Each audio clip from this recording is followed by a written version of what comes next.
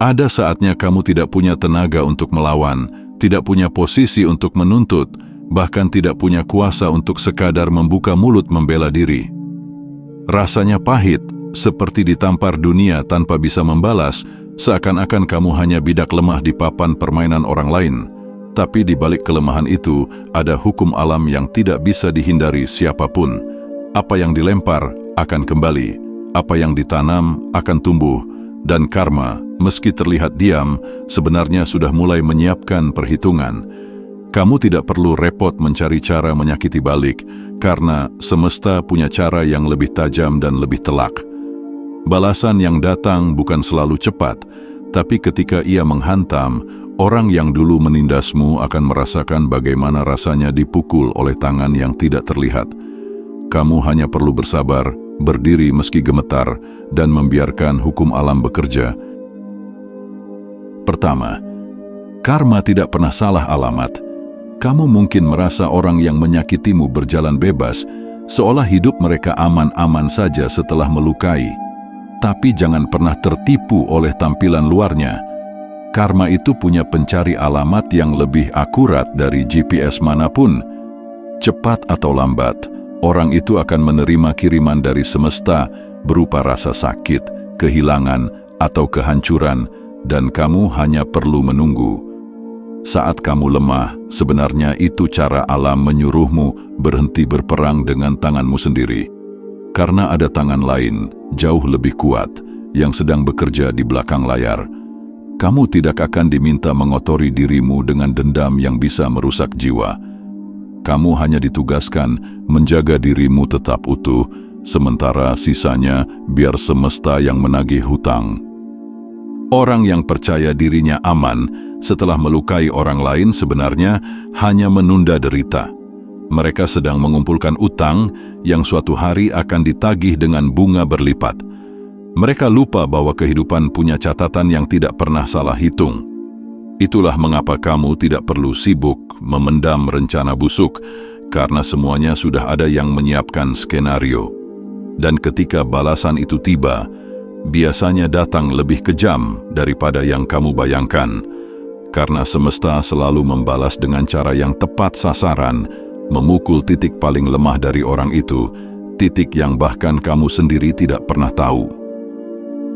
Yang kedua, balasan selalu datang di saat yang tepat. Kamu mungkin frustrasi menunggu. Kamu melihat mereka masih tertawa, masih berbuat seenaknya, masih berdiri angkuh. Kamu bertanya-tanya, kenapa mereka belum jatuh? Tapi disitulah letak ketelitian semesta. Balasan tidak pernah terburu-buru karena ia menunggu waktu yang paling menohok. Saat orang itu merasa paling aman, disitulah pukulan datang. Ketika mereka sedang di puncak, saat semua mata memandang mereka, semesta memilih momen untuk merobohkan.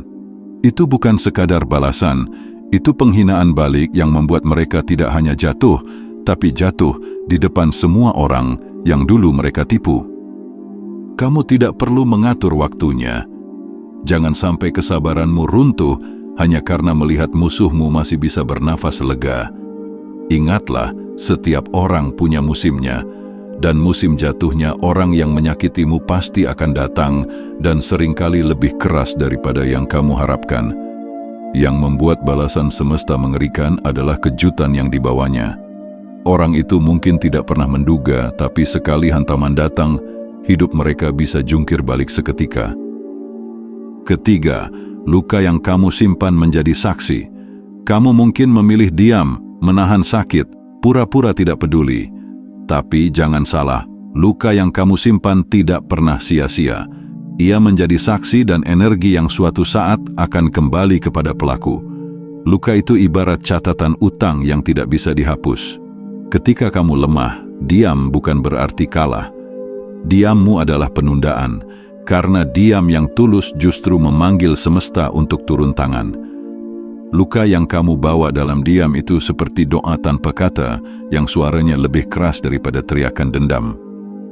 Pelaku mungkin merasa menang karena berhasil membuatmu menderita tanpa balasan. Tapi yang tidak mereka sadari adalah setiap air mata yang jatuh, setiap sakit yang kamu telan, sedang membangun badai yang akan menghantam mereka.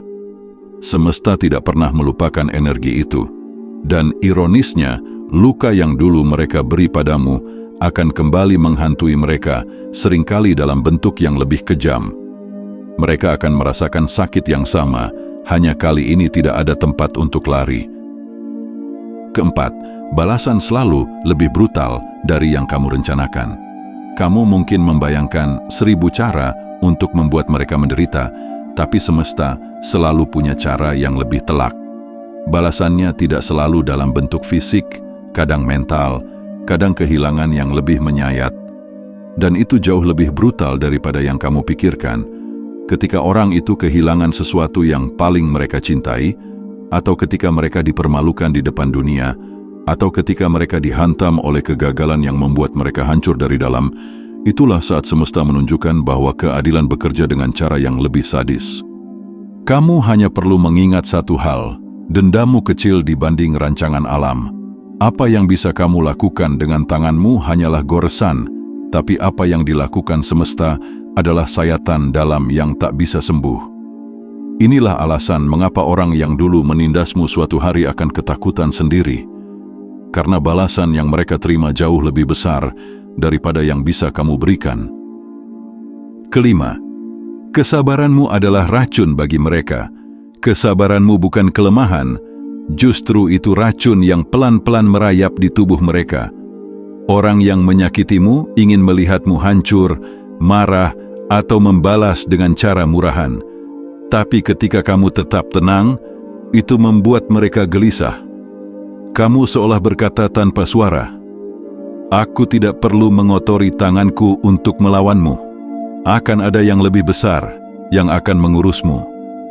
Dan itulah yang paling menakutkan bagi mereka, karena mereka tidak bisa mengukur kapan dan bagaimana balasan itu akan datang. Kesabaran adalah senjata diam-diam. Orang yang kuat dalam kesabaran selalu tampak seperti orang lemah, padahal mereka sedang mempersilahkan karma mengikat tali di leher musuhnya. Hanya menunggu waktu untuk menariknya dengan sekali hentakan. Dan ketika balasan itu akhirnya jatuh, orang yang dulu menyakitimu akan sadar bahwa kesabaranmu bukan kelemahan, tapi strategi yang membuat mereka hancur dengan sendirinya. Keenam, orang jahat selalu dihukum oleh hidupnya sendiri. Kamu tidak perlu capek mengejar balasan, karena seringkali orang jahat sudah dihukum oleh hidupnya sendiri. Mereka mungkin tertawa, tapi hati mereka busuk. Mereka mungkin kaya, tapi jiwanya miskin. Mereka mungkin kuat, tapi tidur mereka gelisah. Orang yang hidup dengan menyakiti orang lain sebenarnya sedang menghukum dirinya. Mereka tidak pernah benar-benar tenang. Mereka harus selalu menutupi kebusukan dengan topeng. Dan hidup dengan topeng itu sendiri adalah siksaan. Semesta punya cara halus menjerat mereka, membuat mereka terjebak dalam lingkaran hidup yang mereka ciptakan sendiri. Mereka akan terus mengulang pola yang sama, menyakiti, lalu disakiti balik, hingga akhirnya mereka hancur oleh tangan mereka sendiri. Jadi jangan iri ketika melihat orang jahat masih berdiri. Kadang berdirinya mereka hanyalah waktu tambahan sebelum jatuh lebih keras. Ketujuh, kamu tidak perlu jadi hakim, biarkan semesta menjadi algojonya. Hidup ini bukan tentang siapa yang bisa membalas lebih cepat, tapi siapa yang bisa bertahan dengan kepala tegak. Kamu tidak perlu jadi hakim untuk membuat mereka merasakan akibatnya. Semesta sudah punya peran sebagai algojo. Ketika kamu tidak lagi terobsesi membalas, kamu membebaskan dirimu dari belenggu. Kamu bisa melangkah lebih jauh, sementara mereka tetap terjebak dalam lingkaran perbuatannya sendiri. Itulah kemenangan sejati. Kamu bebas, mereka terikat. Biarlah semesta yang bekerja. Tanganmu lemah bukan berarti kamu kalah. Itu hanya tanda bahwa ada tangan yang lebih besar yang akan bergerak untukmu. Dan percayalah, ketika balasan itu datang, ia mengetuk tanpa permisi, menghancurkan tanpa ampun. Pada akhirnya kamu hanya perlu berjalan dengan tenang, karena di belakangmu ada hukum tak kasat mata yang selalu memastikan setiap orang menuai apa yang mereka tanam.